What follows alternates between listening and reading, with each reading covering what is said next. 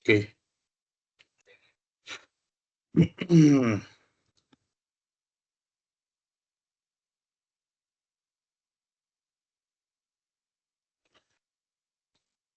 Alhamdulillahi Rabbil Alamin. Wassalatu wassalamu ala ashrafil anbiya'i wal mursalin nabiyyina Muhammadin wa ala alihi wa ashabihi ajma'in. Allahumma anfa'na bima 'allamtana wa 'allimna ma yanfa'una. Allahumma inna na'udzubika min 'ilmin la yanfa' wa min qalbin la yakhsha wa min nafsin la tashba' wa min da'watin la yustajabu laha amma ba'du. Fassalamualaikum warahmatullahi ta'ala wabarakatuh. Mga masyayikh, al-ikhwa wal akhawat sa pananampalatayang Islam, tulad ng nabanggit natin, sinabi ng ating mahal na propeta Muhammadun sallallahu alaihi wasallam, ang sinuman tumahak sa landas ng pagsasaliksik ng kaalaman,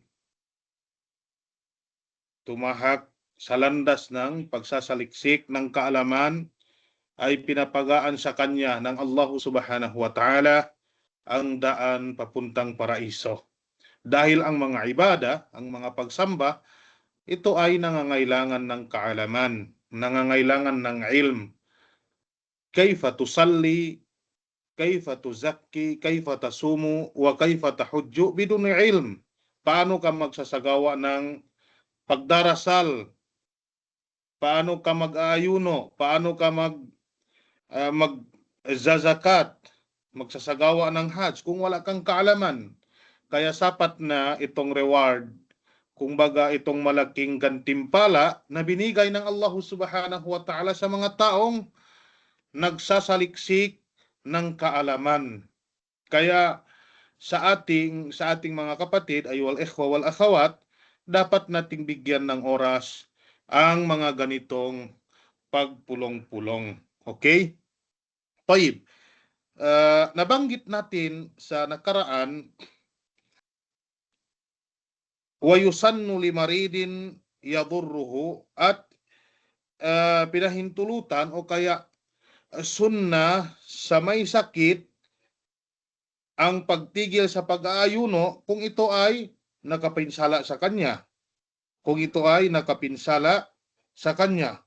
Ibig sabihin, ang isang may sakit, kung ang pag-aayuno ang dahilan na matagalan ang kanyang paggaling o kaya mas lalong lumala ang kanyang sakit, pinahintulutan ng ating syariah, ng ating relihiyon na tumigil muna sa pag-aayuno. Nabanggit natin yon at nabanggit natin ang mga dalil dito at nabanggit din natin dapat niyang bayaran pagkatapos ng Ramadan kung siya ay nasa mabuting kalagayan, ibig sabihin na wala na ang kanyang sakit.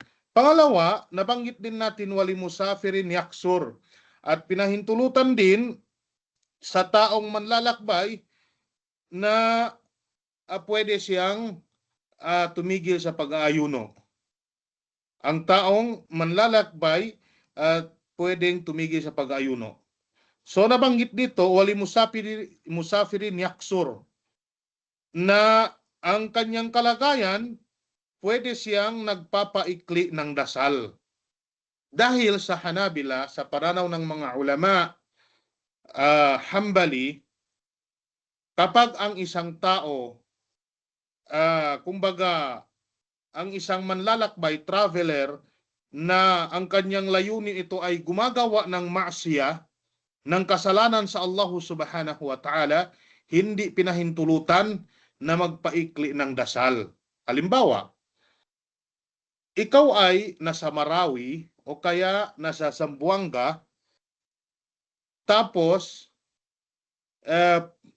papunta ka sa Manila, may gagawin ka doon na krimen o kaya anumang bagay na ito ay kasalanan sa Allah subhanahu wa ta'ala. So ang tawag sa iyo dito, ikaw ay isang traveler, manlalakbay. Ngunit dahil ang layunin mo, okay, ang layunin mo, ikaw ay para gumagawa ng kasalanan, so ang ating relihiyon ayon sa pananaw ng madhab ng Hanbali na hindi ka pwedeng paikli ng dasal dahil kasalanan ang iyong pinunta doon, ang iyong layunin, ito ay kasalanan, maasiya sa Allah subhanahu wa ta'ala. So nabanggit dito, kapag ang isang traveler na ganon ang kanyang intensyon, ganon ang kanyang layunin, hindi rin pinahintulutan na magtigil sa pag-aayuno. Hindi rin pinahintulutan. Dahil nabanggit dito, yaksur. So, kapag hindi siya pwedeng magpaikli ng dasal, kahit siya ay isang traveler, hindi siya pwedeng, kumbaga, tumigil sa pag-aayuno. Kailangan pa rin mag-aayuno kahit isang traveler kung ang kanyang layunin pumunta sa isang lugar upang gumawa ng krimen o kaya na kasalanan sa Allah subhanahu wa ta'ala. Tulad ng pagdidate sa isang girlfriend, boyfriend, ito ay kumbaga pinagbabawal sa ating relihiyon. Tapos, meron sa atin na halimbawa, may girlfriend, may boyfriend, galing abroad, halimbawa na paparating na. Tapos sasabihin mo sa kanya na susunduin kita sa airport, pupunta ako ng Maynila. Ito ay hindi pwede kung wala kayong kasamang mahram. Kung may mahram naman, wala namang problema dito. Pero pag kayo-kayo lang, talagang dapat natin iwasan ito. Dahil ito ay pinagbabawal sa ating relihiyon. So kung ganun ang yung kalagayan, huwag kang tumigil o kaya magtigil sa pag-ayuno. Tayyib. Qala al-muallif rahimahullahu ta'ala wali musafirin yaksur. So ano ang ating basihan? Qala jalla wa ala faman kana minkum maridan aw ala safarin fa iddatu min ayamin ukhar. Itong dalil, paulit-ulit natin to, nabanggit. Sinabi ng Allah subhanahu wa ta'ala, faman kana minkum maridan, sino man sa inyo ang kanyang kalagayan ay may sakit, aw ala safarin, o kaya nasa travel, fa iddatu min ayamin ukhar, kung siya ay tumigil sa pag-aayuno, pwede niyang bayaran sa ibang mga araw. Nabanggit din sa hadis ni Jabir, kaluguran siya ng Allah subhanahu wa ta'ala, laysa minal birri as-sawmu fi safar. Hindi bahagi ng kabutihan ang pag-aayuno abang ikaw ay naglalakbay. Hindi bahagi ng kabutihan ang pag-aayuno habang ang isang tao ay naglalakbay. Dahil ito ay nagdudulot lang sa kanya ng isang matinding pagod. Pero ang question mga kapatid sa pananampalatayang Islam, sa panahon natin ngayon, kumbaga ang wasail, yung pamamaraan ng pag-travel, ito ay kumbaga hindi na tulad ng dati. May eroplano na, may sasakyan na. So ganon pa rin. Sinabi ng mga ulama, mas mainam ikaw ay tumigil sa pag-ayuno, mas mainam. Pero ako kung tatanungin mo ako, kadalasan kapag umuwi ako galing Kingdom of Saudi Arabia papuntang Pilipinas, kung nasa eroplano lang ako galing Saudi Arabia papuntang Pilipinas, talagang mag-ayuno ako dahil nasasayangan ako. Nasa loob lang ako ng eroplano tapos wala naman akong ginagawa. Talagang kumbaga nag-ayuno ako, hindi ako tumigil sa pag-ayuno. Pero pagdating ko sa Manila, kahit pa kotse-kotse lang halimbawa, talagang hindi. Tumigil ako sa pag-ayuno hanggat nakarating ako sa aming lugar sa Mindanao. Iyon po ang ating nabanggit last lecture natin. Tayyib. Qala al-muallif rahimahullahu ta'ala, ngayon may mga dalil, may mga kumbaga may mga mas maluwag pa ang paliwanag dito, ngunit maikli ang ating oras, insyaallah pwede natin kukunin insyaallah sa ibang oras. Wa inna wa hadirun sawma yawmin thumma safara fi athnaihi falahul fitru. Ito ang tinutukoy dito, ang isang kumbaga ang isang maglalakbay Ang sinabi dito ng may akda, kung ang isang tao ay nagsimulang mag-ayuno, wa inna wa hadirun, nagsimulang mag-ayuno sa kanyang bayan o kaya sa kanyang lugar, at pagkatapos ay naglakbay sa araw na yon. Kumbaga, sabihin natin na ang isang tao mag-aayuno tapos pagkaraan ng ilang oras, pagdating ng alas 9, alas 10, may flight siya papuntang Manila halimbawa. Ang sabi dito, sinabi ng may akda, sabi niya, pinahihintulutan siyang itigil ang pag-aayuno. Kahit na ang kanyang katayuan sa unang tingin, siya ay hindi traveler, ngunit pagkatapos ng sahur, may travel pala siya. Kailangan pa rin niyang mag-ayuno, tapos pag kumbaga nasa travel na siya, pwede na siyang huminto sa pag-ayuno. So ano ang ating basihan? Nabanggit ni Jabir radhiyallahu ta'ala anhu, kaluguran nawa siya ng Allah subhanahu wa ta'ala, anna Rasulullah sallallahu alaihi wasallam kharaja amal fathi ila Makkah. Ang ating mahal na propeta Muhammadun sallallahu alaihi wasallam, sumasakan niya nawa ang kapayapaan at pagpapala, ay naglakbay patungong Makkah.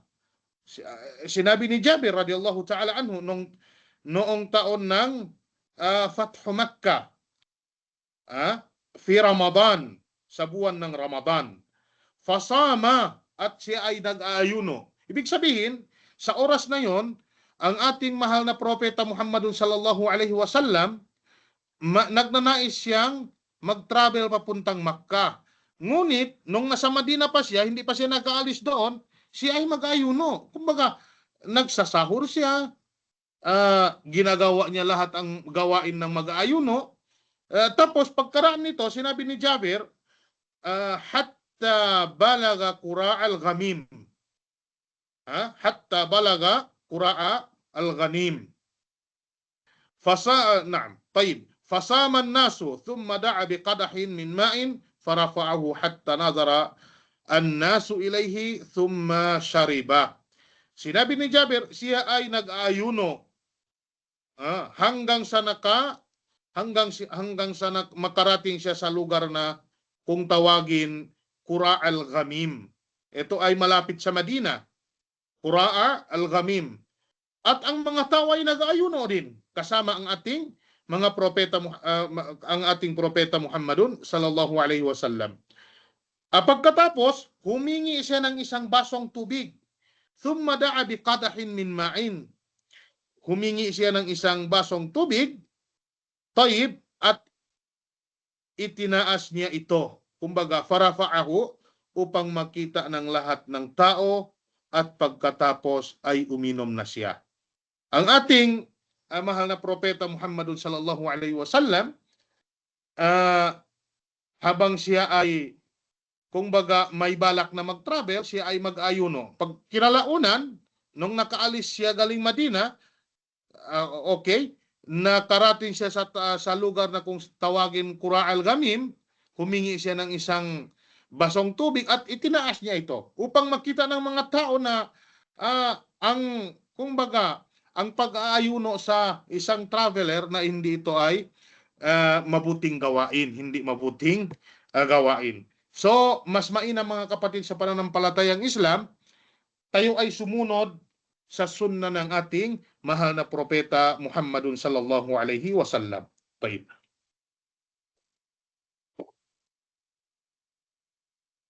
Qala al-muallif rahimahullahu ta'ala, wa in aftarat hamilun aw murdi'un khawfan ala anfusihima qabatahu faqat wa ala walidayhima qadata wa at'amata li kulli yawmin miskinan. Ito ay tungkol sa buntis at nagpapasuso. Sinabi ng muallif, kung tumigil ang isang buntis o kaya ang isang nagpapasuso sa pag-aayuno dahil sa takot, para sa kanilang mga sariling o kaya natakot para sa kanilang sariling kalusugan o kaya at kalusugan ng kanilang anak, okay, kailangan lang nilang bayaran ang araw na yon. Kapag ang isang taong buntis daw o kaya ang isang taong nagpasuso ng kanyang anak, ibig sabihin maliit pa, kung hindi sila mag-aayuno dahil sa takot sa kanilang mga sariling kalusugan. O kaya, sabihin natin, dalawa. Natakot sila sa sariling kalusugan at ganoon din sa kanilang mga anak. Sawaun ka na dahil albatan, pwede nating sabihin ang bata na sa loob ng tiyan, ang isang buntis, o kaya isang bata na pinapasuso ng kanyang nanay. Ito ay pinahintulutan din na hindi mag-aayuno. Pinahintulutan din tumigil sa pag-aayuno at babayaran na lang pagkatapos ng Ramadan. Taib. Pangalawa, kung tumigil sila dahil sa takot para sa kalusugan ng kanilang anak. Okay. Ang unang nabanggit natin para sa kanilang kalusugan, mismo sarili nila. At pwede natin isama dito ang kalusugan ng kanilang anak. Alin doon sa dalawa, basta magsama ang dalawa, o kaya unahin natin ang kanilang kalusugan, kailangan lang nila bayaran ang mga araw hindi nila na kompleto sa buwan ng Ramadan. Okay. Pangalawa, kung tumigil sila dahil sa takot para sa kanilang mga anak. So hindi natin maisama ang kanilang kalusugan mismo. Para sa kanilang anak lang dito. Kailangan nilang bayaran ang mga araw na hindi nila nagawang mag-ayuno, tayyib, at magpakain pa ng isang mahirap sa bawat araw hindi nila. Kumbaga, hindi nila nagampanan sa buwan ng Ramadan. Halimbawa, ang isang buntis o kaya isang taong babaeng nagpasuso ng kanyang anak na tumigil sa pag-aayuno sa kadahilanan natakot siya sa kalusugan ng kanyang anak. Okay? May isang buwan. Sa loob ng Ramadan, hindi siya nakapag-ayuno. Pagkatapos ng Ramadan, ano ang kanyang gagawin? Magbayad ng 30 araw at magpakain din ng 30 tao. Bawat isang puwasa, bawat isang fasting, hindi niya nagampanan. Sa loob ng Ramadan, isang miskin din na dapat niyang pakainin sa loob ng isang araw. So ganon, kung 30 araw, magiging 30 na katao ang kanyang pinapakain. Although ang mga ulama may mga khilaf dito, ngunit ang ganitong sitwasyon parang kumbaga panatag ako dahil nabanggit ito ni Ibn Abbas radiyallahu ta'ala anhuma at nabanggit din ni Abu Dawud radiyallahu ta'ala anhuma nung sinabi nila sa kumbaga sa isang aya na wa'alal ladhina yutiqunahu fidyatun ta'amu miskin. Sinabi ni Ibn Abbas, kanat rukhsatan lisyaykhil kabir wal mar'atil kabira wa huma yutiqani as-siyam. Okay? Ay yuftira wa yut'ima makana kulli yawmin miskina wal hubla wal murdi'u idha khafata. Nabanggit ni Abi Daud, ya'ni ala awladihima aftarata wa at'amata. Ito ang dalil na sinabi ng mga Hanabila, itong gawain, sinabi ni Ibn Abbas radiyallahu ta'ala anhuma. So, parang malakas ang dalil ng mga Hanabila na kailangan pa rin magpakain ng isang miskin sa bawat araw na hindi nila nagampanan sa buwan ng Ramadan. So, ang ibang pananaw dito, sabi nila, hindi, kumbaga, natakot lang sa anak, kumbaga sabihin natin parang isang marid, parang isang may sakit na hindi nakapag-ayuno. So ang kanyang gagawin, kailangan lang magbayad ng mga araw na hindi niya nagampanan sa loob ng Ramadan, hindi na kailangan magpakain pa ng isang miskin. Ngunit, kung ako ang tatanungin nyo, ang pinipili ko yung pananaw ni Ibn Abbas radiyallahu ta'ala anhuma para upang sa ganon, kumbaga, ang mga buntis o kaya ang mga babaeng nagpapasuso ng kanilang mga anak, kumbaga hindi binibigyan nila ng importansya ang ganitong sitwasyon. Dahil marami tayong nakikita o naririnig, kumbaga parang wala lang. Mga rason lang ang kanilang mga anak na upang sila ay hindi nakapag-ayuno. Hindi, mga kapatid, kailangan talagang totoong rason. Kailangan talaga totoong rason. So, napag-aralan, sinabi ng mga doktor sa medisina, itong babaeng nagpapasuso ng kanyang anak, kung nagpa-fasting siya, halimbawa, kumbaga 12 hours sa isang araw o kaya 13 hours, may epekto raw ito sa bata. Magiging maasim daw yung gatas ng babae. Kaya pinahintulutan, subhanallah. Itong ating relihiyon, ang mga ito na mas nauna pa ang ating relihiyon kaysa sa yung mga kaalaman ng mga doktor natin ngayon. Kahit na kumbaga yung mga bagong teknolohiya na nagpapatunay ang mga ganitong gawain ito ay may epekto sa mga bata, ngunit nabanggit na ito from 1,000 years ago ng ating mga scholars, ng ating mga salafus salih. Tayyib. At nabanggit din ni Ibn Umar radiyallahu ta'ala anhuma. Tayyib. Qala al-muallif rahimahullahu ta'ala, wa man nawa as-sawma thumma junna aw ughmiya alayhi jami'an nahari wa lam yufik juz'an minhu lam yasihha sawmuhu la innama jami'an nahar. Ang kanyang sinabi, ang sinumang nagniya, naglalayon na mag-aayuno, ngunit pagkatapos nawala ang kanyang,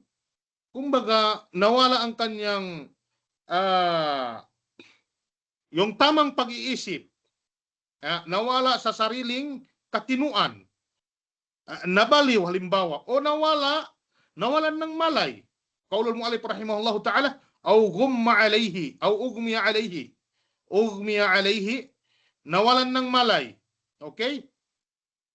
Sabi ng may akda, nawalan ng malay, jami'an nahar, buong maghapon, at hindi ito nagkamalay, walam yufik juz'an minhu. Okay? Hindi ito nagkamalay kahit sa munting bahagi sa araw na yon. Ang kanyang ayuno o kanyang pag-aayuno, hindi ito tama, hindi ito tinatanggap ng Allah subhanahu wa ta'ala. Ngunit, ang isang taong natulog lang ng buong araw, halimbawa natulog pagkatapos ng sahur, nagmula sa bukang liwayway hanggang sa lumubog ang araw, natulog ng buong araw, tinatanggap ang kanyang pag-ayuno, ang kanyang saum. Okay? Pero ang isang baliw o kaya ang isang taong ugmi alayhi, yung collapse na nawala ang kumbaga hindi nagkamalay, tapos hindi siya nakagising sa buong araw, sinabi ng may akda, ang dalawang yon hindi tinatanggap ang kanilang pag-aayuno. Pero ang isang tulog, tinatanggap. Kahit sabihin natin ang isang tulog na ito ay makasalanan, dahil may mga oras ng pagdarasal hindi na nagampanan. Ngunit kung nagawa niya yon, kahit siya ay makasalanan, ang kanyang pag-aayuno hindi na dapat bayaran. Dahil ang kanyang ayuno, ito ay wasto, tinatanggap kumbaga. Yun ang pagkakaiba ng isang taong baliw o kaya nawalan ng malay at isang taong tulog ng buong araw. Bismillah.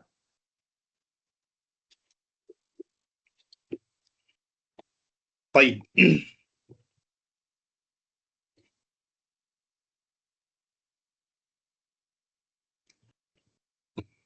Ibig sabihin, ang baliw o walang malay, hindi balido ang ayuno kung kawalan ng malay ay sumakop sa buong araw ng pag-aayuno.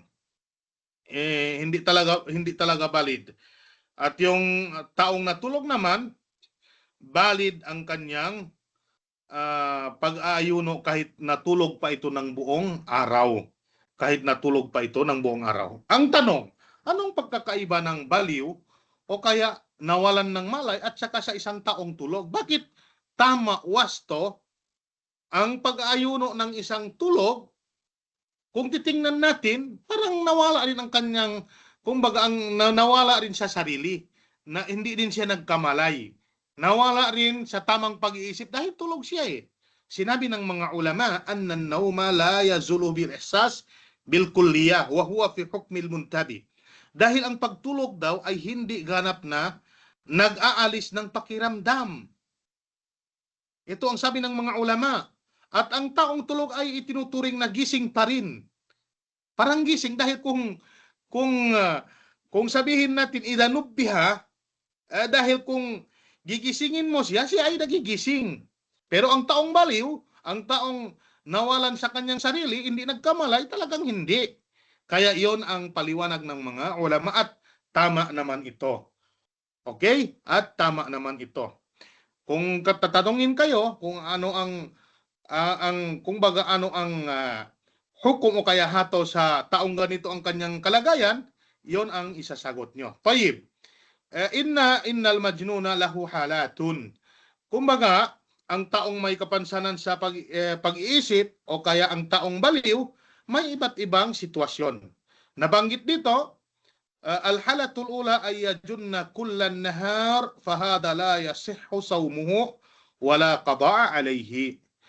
Kung, unang sitwasyon, kung siya ay nawalan ng tamang isip o kaya nabaliw siya sa buong maghapon, ibig sabihin, simula ng bukang liwayway, sabihin natin ang adhan ng Fajar 4 a.m., so nagsimula doon, nag-start doon, nabaliw na siya hanggang sa lumubog ang araw.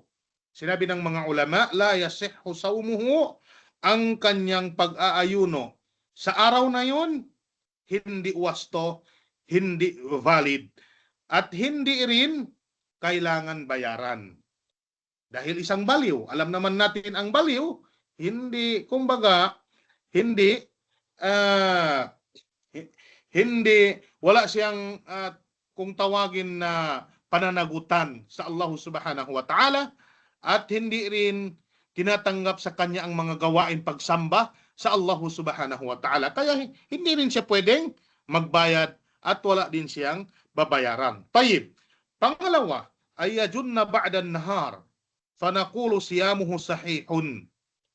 Kumbaga, ang ikalawang sitwasyon, kung siya ay nawalan ng bait o tamang pag-iisip o kaya nabaliw, sa bahagi lamang ng araw, kumbaga, mga ilang oras lang sa buong araw, nabaliw siya, at saka nagising naman, sinabi ng mga ulama, ang kanyang pag-aayuno ito ay tama, tinatanggap ng Allah subhanahu wa ta'ala, at hindi niya kailangan magbayad pa. Pagkagising o kaya pag tumino na ang kanyang pag-iisip, umiwas lang sa pagkain. Kahit nakakain pa ito nung siya ay nabaliw, dumating ang kanyang kabaliwan, sabihin natin, kahit nangyari man yon at kumain siya sa oras na yon, sinabi ng mga ulama, hindi din, kumbaga, hindi din kailangan bayaran ang araw na yon, at kailangan din magpapatuloy sa pag-aayuno. Huwag lang kumain pagkatapos bumalik ang kanyang tamang pag-iisip.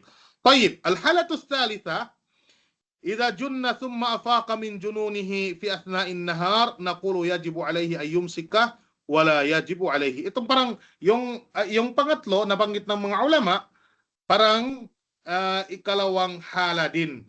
Ngunit ang pagkakaiba nito,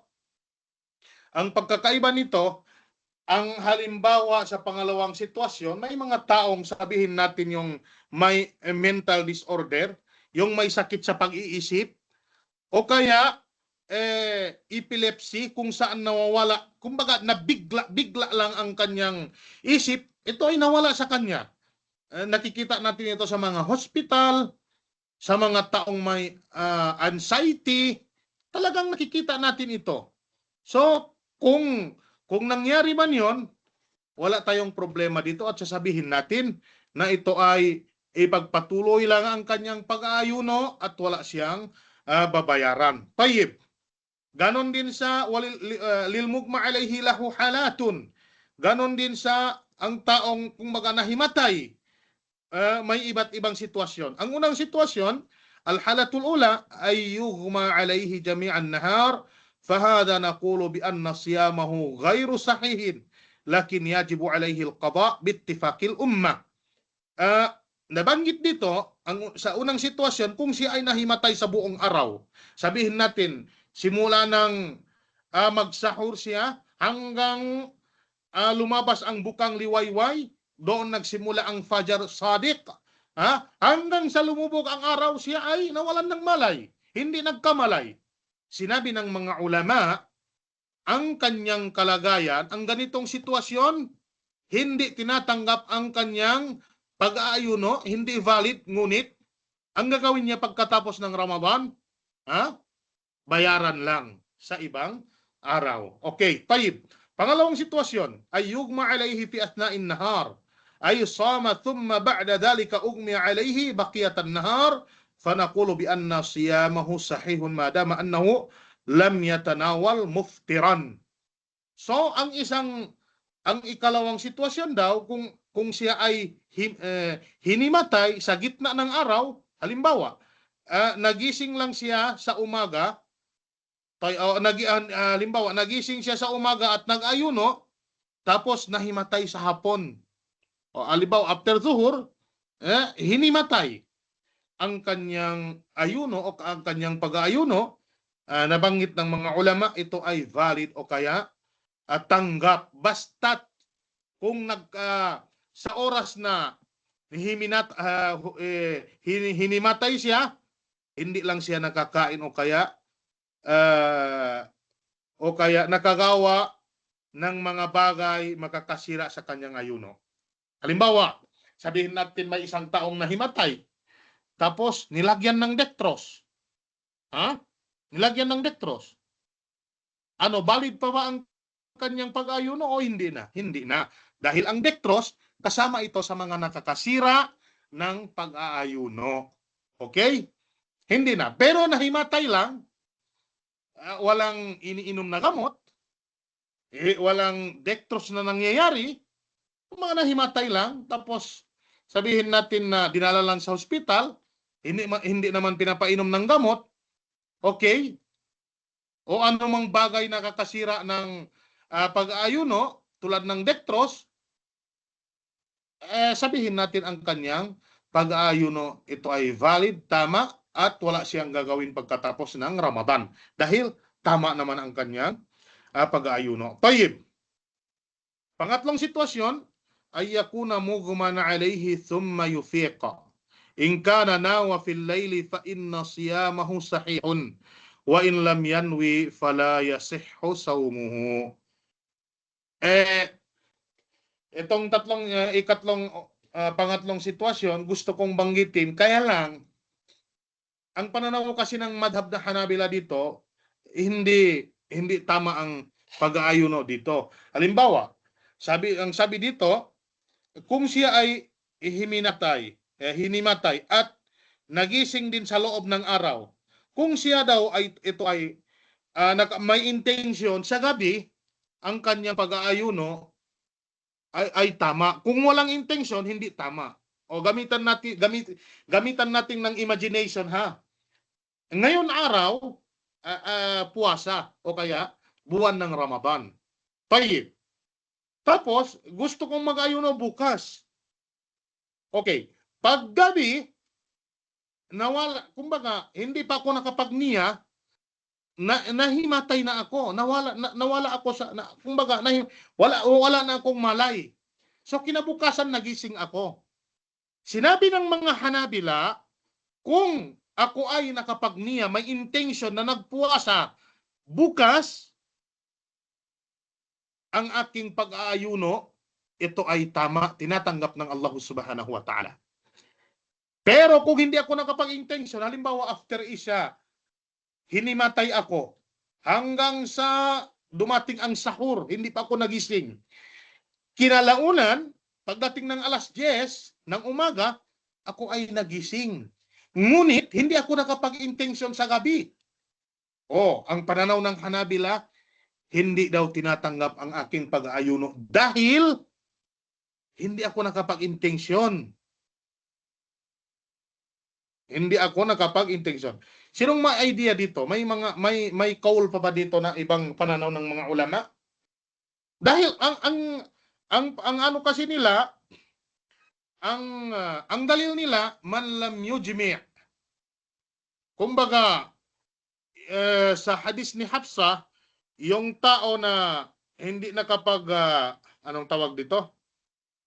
Man lam yujmi' siyamahu min al-layl, kumbaga hindi tama ang kanyang pag-aayuno. Kung hindi siya nakapag-intensyon sa gabi, wala siyang intensyon, hindi niya tinatakda na talagang mag-aayuno siya bukas, nung gabi na yon, hindi tinatanggap ang kanyang pag-aayuno. Ito ang kanilang dalil sa hadis ni Hafsa radhiyallahu ta'ala anha. So, ang sitwasyon naman ng mugma alayhi, yung taong hinimatay, pag hinimatay sa gabi, tapos hindi siya nakapag-intensyon, ang sabi ng mga ulama ng Hanabila, kapag gumising ito sa umaga, tapos hindi nakapag-intensyon sa gabi, hindi tinatanggap ang kanyang pag-aayuno. Ngunit, ang tamang pananaw, insyaallah subhanahu wa ta'ala, pananaw ng Malikiya, kama sayati na biidnillahi subhanahu wa ta'ala. Ulama al-Malikiya, dahil ang ano dito, ang point dito, sinabi ng mga ulama ng Malikiya, sapat na daw ang unang intensyon noong unang Ramadan. Halimbawa, may nakapag-intensyon ka na. Sa unang Ramadan, ikaw ay magpuasa, mag-aayuno sa loob ng 30 araw sa buwan na ito, sapat na daw yon. Sapat na. Walang problema, kahit hindi ka pa mag-intensyon gabi-gabi. So ito ang tamang pananaw biidnillahi subhanahu wa ta'ala. So ang isang hinimatay, kung nakapag-intensyon din siya sa unang Ramadan, insyaallah tama ang kanyang pag-aayuno kahit hinimatay pa ito sa buong gabi at nagising lang sa araw, hindi nakapagniya, insyaallah subhanahu wa ta'ala, tama at valid din ang kanyang pag-aayuno ayon sa pananaw ng Malikiya. Ayon sa pananaw ng Malikiya. Ngunit, may ngunit dito, tika lang ha. Uminom muna ako ng tubig.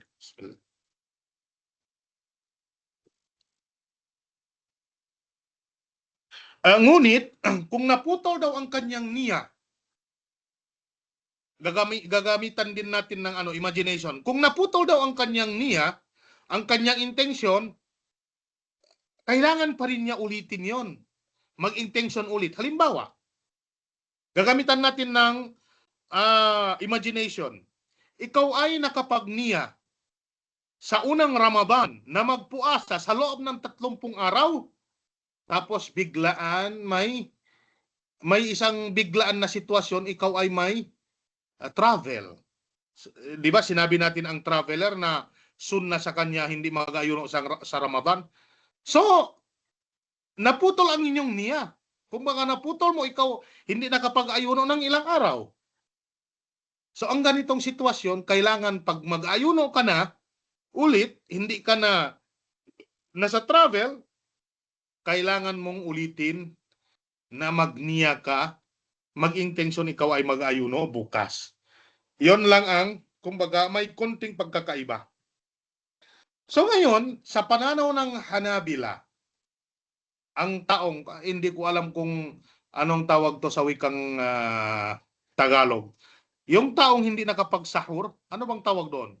Kung matulog lang, tapos hindi nakapagsahur, kinabukasan magsahur siya. Ito ay, ang usapan natin dito sa buwan ng Ramadan ha, hindi sa Ang taong hindi nakapagsahur, halimbawa, sabihin natin na hindi nakapagniya sa gabi, hindi tinatanggap ang kanyang pag-aayuno.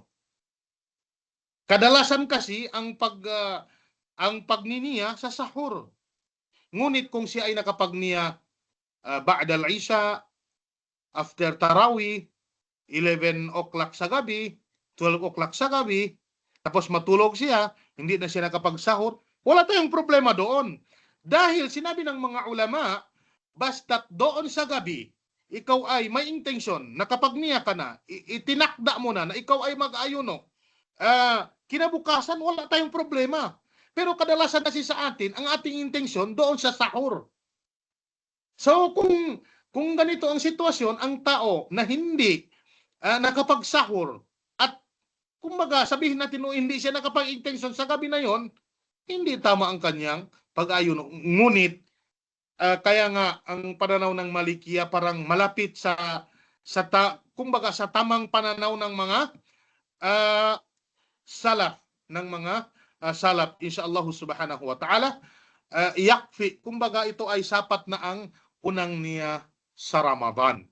Huwag lang maputol tulad ng babae na may regla, halimbawa nakapag-ayuno sa unang Ramadan at nagniya siya, tapos naputol lang dahil sa regla.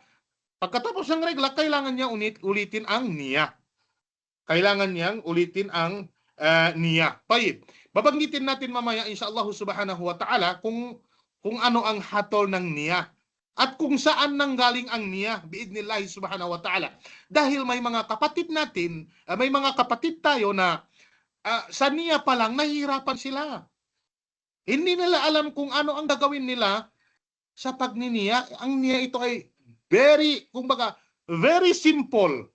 Ito ay may simple talaga. Walang kabigat-bigat. Insyaallah subhanahu wa ta'ala, babanggitin natin mamaya. Tayyib. Qala al-mu'allif rahimahullahu ta'ala wa yalzamul mugma alayhi al-qada'u faqat. Itong ang tatlong sitwasyon, ang baliw, okay, sa buong araw, ang baliw sa buong araw,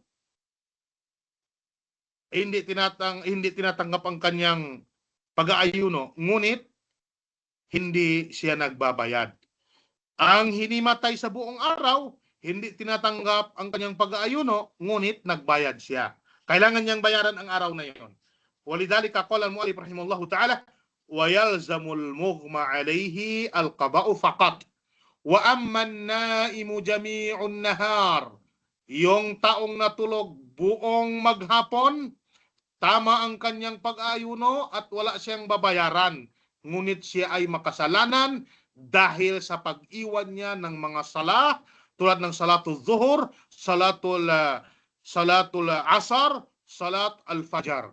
Iniwan niya ito, mas pinili niya kumbaga matulog kaysa gumising na magsasagawa ng prayer. Ngunit ang kanyang pag-aayuno dito, ito ay tama biidnillahi subhanahu wa ta'ala. Tayyib. Qala al-mu'allif rahimahullahu ta'ala, medyo bilisan natin ha. Wa yajibu ta'yinun niyati min al-layli li-sawmi kulli yawmin wajibin. Okay. Nabanggit dito at kailangan tukuyin daw italaga ang ating intensyon na ang niya sa gabi para sa bawat araw obligadong pag-ayuno. Araw wajib, ibig sabihin sa araw ng Ramadan. Bawat araw ng Ramadan, kailangan natin tukuyin o italaga ang ating intensyon sa bawat gabi para sa bawat araw ng ating pag-aayuno. So ito ang sinabi ko kanina, ang pananaw ng Hanabila, kailangan gabi-gabi daw. Kailangan gabi-gabi. So ang taong hindi nakapagniya sa gabi, sa pananaw ng Hanabila, sabihin natin kadalasan na hindi nakagising, hindi nakapagsahur, hindi tinatanggap ang kanyang pag-ayuno. Ngunit, al-qawlu thani fil mas'ala, pananaw ni Imam Malik rahimahullahu ta'ala, kumbaga, yakfi niya wahida. Yung isang intention lang, walang problema dito. Min awwali Ramadan. Nung unang pagsapit ng Ramadan, ito ay sapat na wala tayong problema dito. Malam yakta asyam bi'udhrin. Tulad ng nabanggit natin kanina, na huwag lang, kumbaga, naputol ang kanyang pag-aayuno dahil sa sapat na udhur. Yung anong tawag dito? Yung may may udhur, yung excuse, yung valid reason, tulad ng regla, nahinto lang siya sa pag-ayuno dahil ni regla siya, o kaya may biglaang travel, o kaya nasasakit. Ang mga ito ay valid reason. So ibig sabihin, naputol ang kanyang niya, naputol ang kanyang intensyon, kailangan niyang ulitin lang kapag bumalik na siya sa pag-aayuno. Pero kung hindi naman, insyaAllah subhanahu wa ta'ala, ayon sa pananaw ng Malikiyah, sapat na ang unang intensyon sa unang Ramadan. Biidnillahi subhanahu wa ta'ala. Tayyib. So, kukunin natin, ano ba ang hatol ng niya? Saan ba ito matatagpuan? Sinabi ng mga ulama, an-niya al-azmu wal muradu biha huna al-azimatu ala sawmi Ramadan aw qada'ihi aw nadhrin aw kaffaratin. Ang niya ay ang matatag na desisyon sa ating puso. Yung desisyon natin sa ating puso.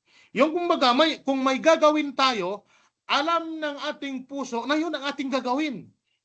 Halimbawa, tayo ay mag-oblusyon. Dumating ang Salatul Maghrib, okay? Tayo ay mag-oblusyon. So, tanungin natin ang ating sarili, bakit tayo mag-oblusyon? Dahil ito ay para sa Salatul Maghrib. So, ang tawag doon ito ay niya. Nakapag-niya ka na, hindi na kailangan usalli Salatul Maghrib, salasa rakaatin fardan lillahi ta'ala. Hindi ito niya. Ang niya sa loob lang ng puso. Hindi ito niya. O kaya asawma fardan lillahi ta'ala. Hindi, ito ay bid'a. Sabi ng mga ulama, ittafaqa al-ulama'u ala anna at-talaffuz bin-niyyah bid'a.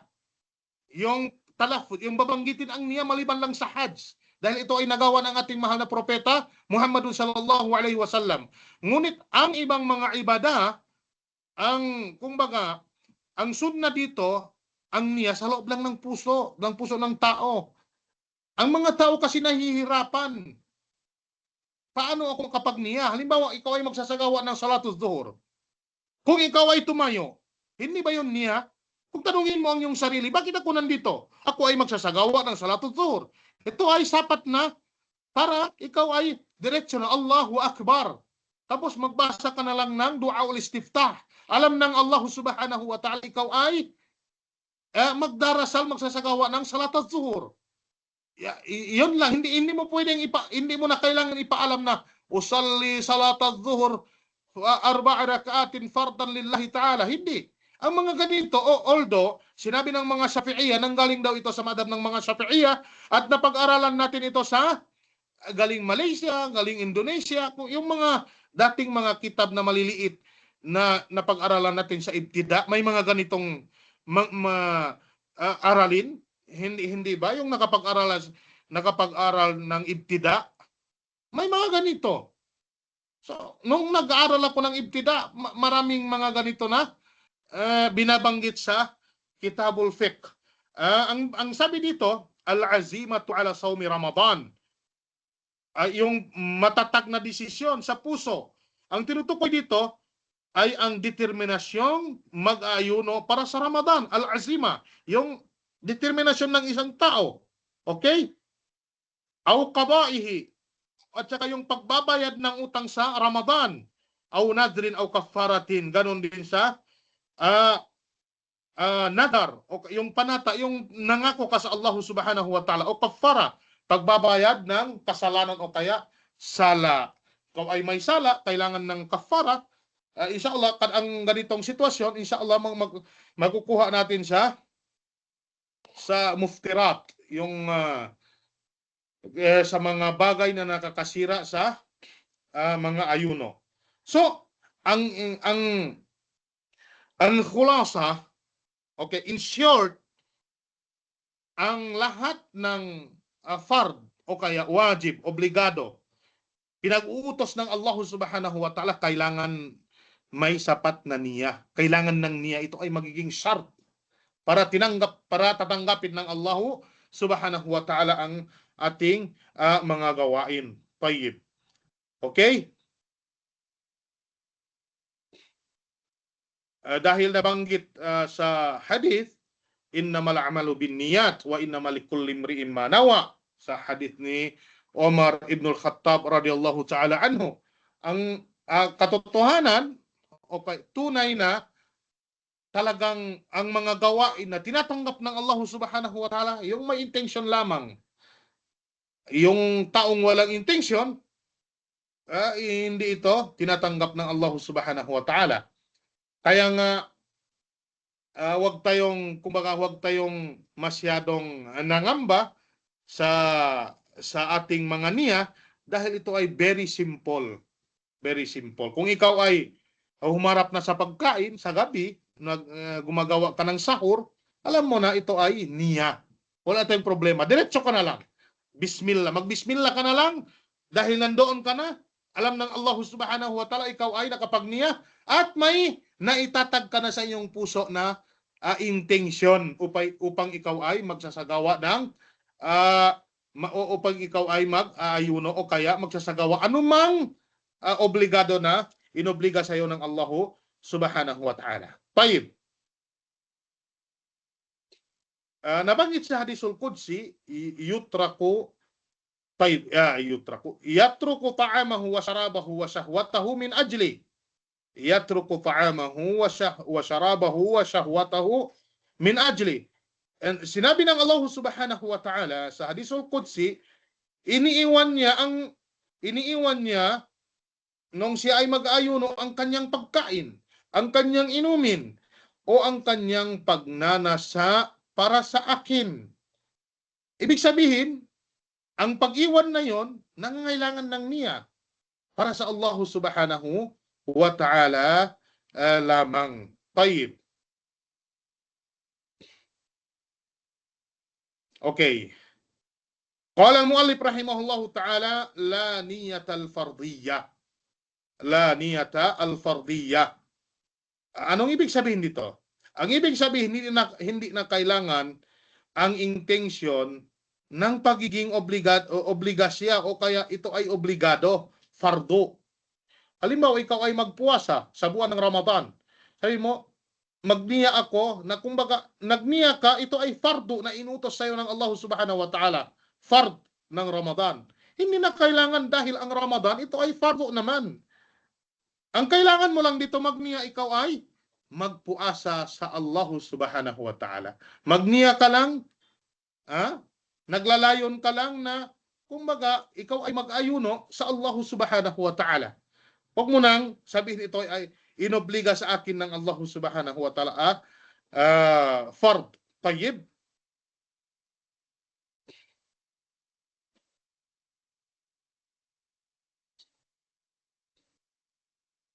Qala al-mu'allif rahimahullahu ta'ala, wa yasihhu an-naflu biniyatin minan nahari qabla az-zawali wa ba'dahu. Okay.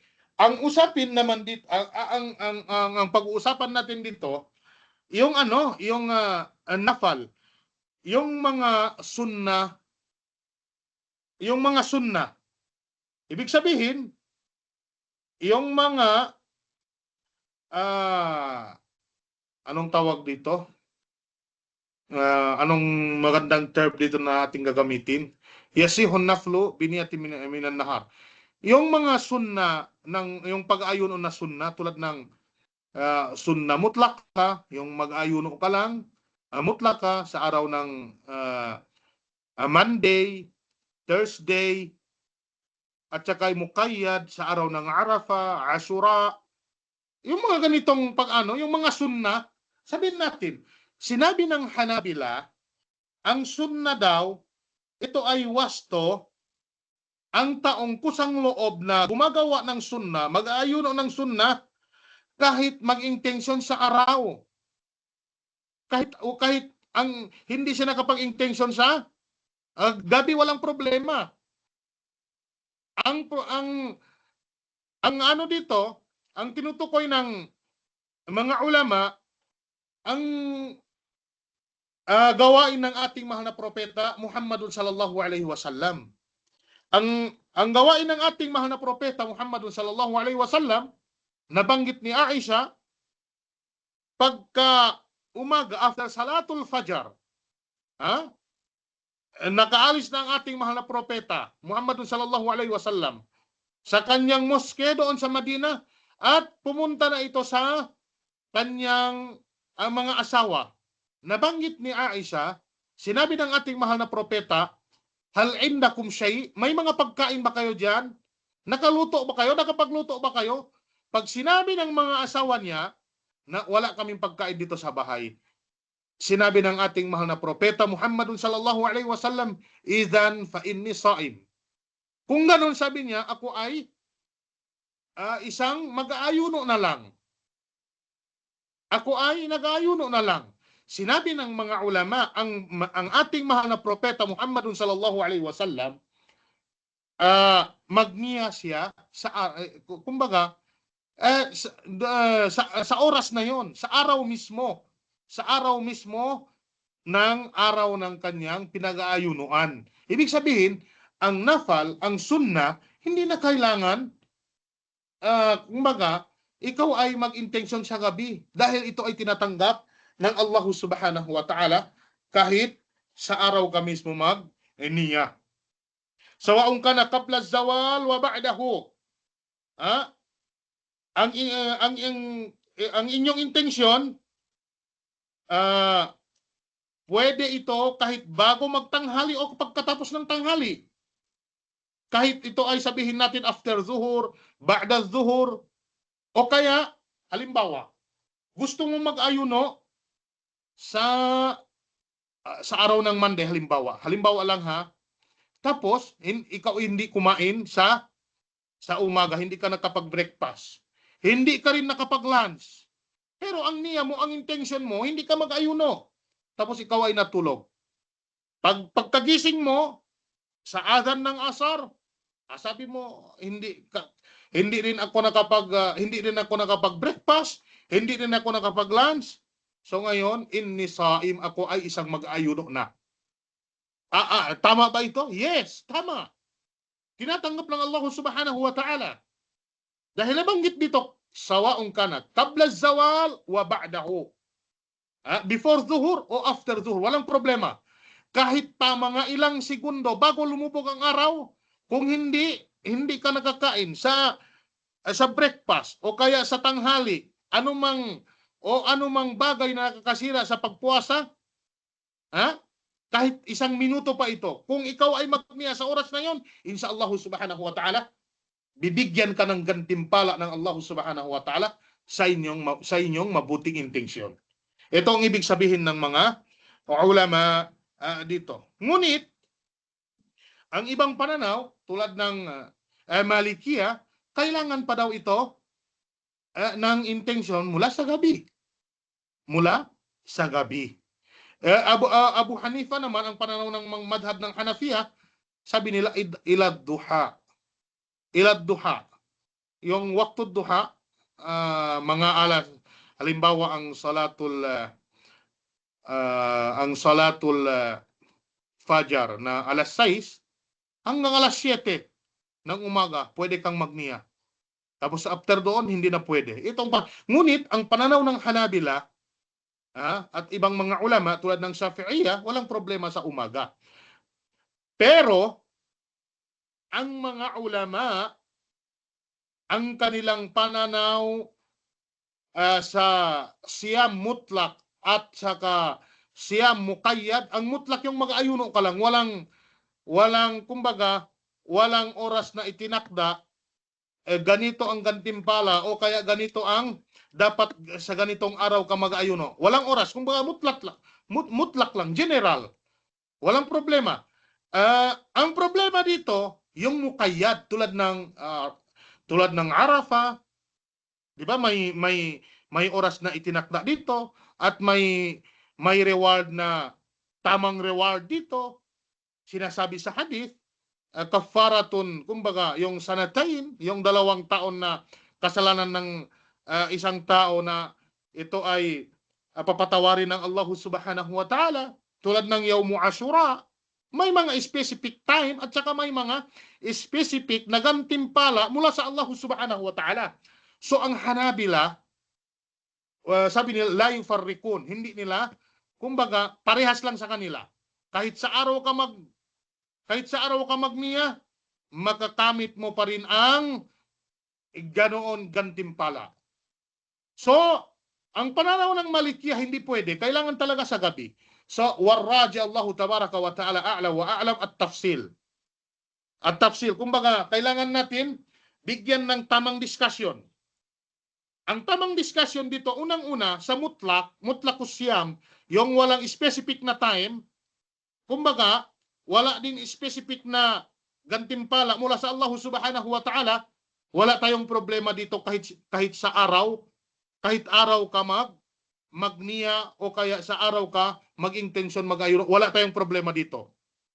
Pero kung iyong mukayyad tulad ng Arafah, kailangan pa rin sa gabi para makuha mo ang tamang reward na sanatayin 2 taong pinapatawad ng Allah subhanahu wa ta'ala ang iyong kasalanan.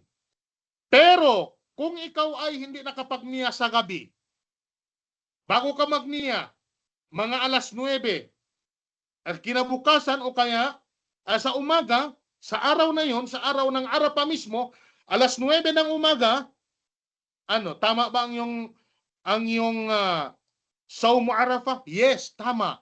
Ngunit ang gantimpala ng 2 taon hindi mo makuha dahil alladhi sama ba'da an-nahar la yasduku alayhi ay yasuma kamilan nahar. Hindi yung mag-aayuno na kalahating araw lang, hindi natin pwedeng sabihin siya ay makapag-ayuno ng buong araw. Ito ang tamang discussion dito. So, mga kapatid sa pananampalatayang Islam, tama pa rin ang iyong pag-aayuno. Ngunit, mas mainam para makuha mo ang ganitong reward mula sa Allah subhanahu wa ta'ala, kailangan pa rin kung bigyan mo ng halaga. Sisikapin mo pa rin na ito ay magniya sa gabi pag may specific na araw o kaya may specific na gantimpala mula sa Allah subhanahu wa ta'ala. Tayyib. Qala al-muallif rahimahullahu ta'ala. Okay, ano ba? Malinaw ba ang aking paliwanag dito? Kasi medyo complicated ang ganitong pananaw ng mga ulama eh. Pag malinaw, thumbs up para maulit natin. Uubusin na natin kahit lampas tayo ng alas 5. Malinaw ba?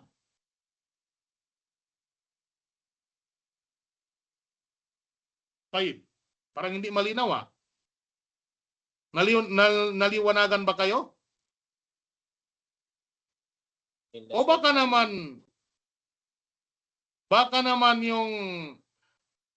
yung ano nyo, yung minded nyo hindi nakatuon sa ating lecture. Tayyib, wala tayong problema. Okay. Qala al-muallif rahimahullahu ta'ala, walau nawa in kana ghadan min Ramadan fahuwa fardi lam yujizihu. Kung sakaling naglayon ang tao na ito o kaya nagniya siya na kung bukas ito ay Ramadan, halimbawa sa 29 ng Sha'ban, di ba ang sunna dito kailangan may moon sighting? Tapos ikaw ay sabi mo, hindi na ako, kumbaga, ako ay inaantok, hindi ko na antayin mag-declare ang mufti. Matulog na lang ako. Kung halimbawa, kung Ramadan bukas, ito na ang aking niya. Ito ang ibig sabihin. Walau nawa in kana qadan. Kung kinabukasan sabi niya, ito ay Ramadan, fahuwa fardi. Ito na ang aking niya. Lam yujizi'uhu. Hindi ito sapat sa kanya. Ibig sabihin, hindi tinatanggap ang kanyang pag-aayuno. Kailangan pa rin niya masiguro. Kumbaga, na hindi siya nagtaraddud, hindi siya nagdalawang isip. Kailangan talaga may al-azm, yung determinasyon na yung wala siyang hindi siya nagdalawang isip na mag-ayuno siya bukas. Sinabi ng mga ulama ng Hanabila, kaya hindi tama ang kanyang ang ganitong sitwasyon, ang ganitong niya, dahil nagdalawang isip siya. Kung bukas sabi niya ito ay Ramadan, magiging fard. Tama, ito ang aking niya. Kung hindi naman, hindi. So ibig sabihin sabi ng mga ulama, ito ay nagdalawang isip siya. Ngunit mga kapatid sa pananampalatayang Islam, ang tunay na pananaw, ang tamang pananaw, biidnillahi subhanahu wa ta'ala, tama pa rin ang kanyang desisyon, ang kanyang niya, ang kanyang ginagawa. Biidnillahi subhanahu wa ta'ala. Bakit? Hindi ba ito nagdalawang isip siya? Hindi. Nagdalawang isip lang siya fi thubuti syahri Ramadan, sa pagdating ng Ramadan. Pero ang kanyang niya hindi. Talagang may determinasyon siya. Talagang tinuloy niya. Pero ang thubutu Ramadan, kung ito ay Ramadan bukas, iyon, doon siya nagdalawang isip. Hindi naman ito nakaapekto sa niya. Hada huwa rajih biidnillahi subhanahu wa ta'ala. Ito ang, kumbaga, ito ang tama. Ito ang tama. Ang Hanabila naman, sa pagkatapos ng buwan, kumbaga, tinatanggap nila, sabi nila, kung halimbawa, at nakapagpuasa sila ng 29 days ngayon araw, tapos, di ba ang sunna na nabanggit natin sa unang lecture natin, ang sunna, pag 29 days of Ramadan, kailangan may moon sighting. Okay. Sabi ng taong ito, sabi niya, hindi na ako maghintay ng deklarasyon ng mufti, matulog na ako. Kung bukas ito ay Ramadan, magniya na ako. Kung hindi naman, magniya na rin ako ay tumigil sa pag-aayuno. Ang Hanabila dito, sabi nila, ito ay tama. So anong pagkakaiba? Unang pasok ng Ramadan at paglabas ng Ramadan. Sabi nila, al-aslu baka'u Ramadan fi khuruji Ramadan. So ang original, sabi nila, ang original dito, ang Ramadan ay nandito pa rin. Nananatili pa rin ang Ramadan. So ang unang pasok ng Ramadan, al-aslu fiha, yani, as-Shawwal. So ang original ay Shawwal. So parang may something dito sa kanilang pananaw. Kaya nga sabi ng mga ulama, ang tama dito, pananaw ng ibang mga ulama, anna taraddud fi thubuti syahar wa laysa fi aslin niya. Ang pagdalawang isip, ang pag-aatubili dito sa pagpasok ng buwan. Pagpasok ng buwan, doon tayo nag-aatubili. Doon tayo nagdalawang isip. Pero ang ating niya, kapag Ramadan, ito ay, kumbaga, diretso. May talagang hindi tayo nag-atubili. Kumbaga, panatag ang ating niya. Panatag ang ating niya. Okay? Tayyib. Qala al-mu'allif rahimahullahu ta'ala, wa man nawal iftara aftara. Sino man naglayon na kumain o uminom o anumang kumbaga nagniya siya kumain o uminom o anumang bagay na kakasira ng kanyang ayuno, ito ay itinuturing na nagbukas siya ng pag-ayuno. Ibig sabihin, naputol ang kanyang pag-aayuno. Mga kapatid sa pananampalatayang Islam, ang sinasabi dito sa buwan lang ng Ramadan. At saka sa fard lang, yung mga obligado tulad ng qada, tulad ng nazar, tulad ng kafara, pero sa sunnah hindi. Okay, kailangan ng kunting discussion dito. Kapag wajib, halimbawa sa buwan ng Ramadan, nagniya ka lang, puputulin mo ang iyong pag-aayuno, ang hukom dito, ikaw ay parang kumain na rin. Naputol na ang iyong pag-aayuno. Okay? Ngunit sa sunnah hindi. Kapag hindi ka kumain, hindi rin. Halimbawa, ikaw ay mag-aayuno sa sa araw ng Lunes, halimbawa, dahil ito ay sa sunna, sa Lunes, mag-ayuno ka. Magsahur ka sa gabi, tapos kinabukasan, mga alas 10 ng umaga, sabi mo, hindi, magniya na ako na putulin ko na ang aking pag-aayuno dahil sunna lang. Okay. After zuhur, hindi ka naman nakakain. Sabihin na natin na naputol ang iyong pag-ayuno dahil nagniya ka na, naputulin sa sunna. Pero after zuhur, sabi mo, hindi ako nakakain na, hindi ako nakapag-lunch. So, itajdid ko na lang, baguhin ko na lang ang aking niya, i-continue ang aking pag-ayuno. Tama ba yun o hindi? Yes, tama. Tama ito sa sunna. Wala tayong problema sa sunna. Kasi ang sunna, sinabi natin kanina, kahit magniya ka sa araw, walang problema. Tinatanggap ng Allah subhanahu wa ta'ala. So ang ganitong sitwasyon, wala tayong problema. Huwag ka lang kumain. Huwag ka lang kumain. Tayo, sa maliban sa Ramadan, halimbawa, sa sa pagbabayad ng fuasa, qada, halimbawa, ikaw ay mag-ayuno ka, tapos magniya ka ng halimbawa may utang ka sa Ramadan, tapos magbayad ka na. Ang tawag dito ay fard, dahil qada, fard, kailangan mong bayaran. So, ikaw ay nakapagpuasa na, tapos mga alas 10 ng umaga, pinutol mo ang iyong niya, pinutol mo ang iyong intensyon. Okay? Tapos, kinalaunan, after zuhur, okay, sabihin na natin naputol. Tapos hindi ka nakakain after zuhur. Tapos, pwede mo ba itajdid ito sa sunnah? Yes, pwede. Sabi mo, dahil hindi rin ako kumain, hindi ako nakakain kaninang tanghali, so naputol na ang aking puasa sa pagbabayad, sa qada, mas mainam na i-transfer ko na lang ito sa sunnah. Pwede ba ito? Yes, pwede. Pwede, tama ang ganitong gawain, mga kapatid, sa pananampalatayang Islam. So in short, al-khulasa ay wal ikhwa wal akhawat, kapag ang isang tao mag-aayuno na ito ay obligado tulad ng Ramadan, tapos pinutol niya ang kanyang niya, para rin siyang kumain, at hindi pwedeng i-transfer sa sunnah kapag ito ay sa buwan ng Ramadan.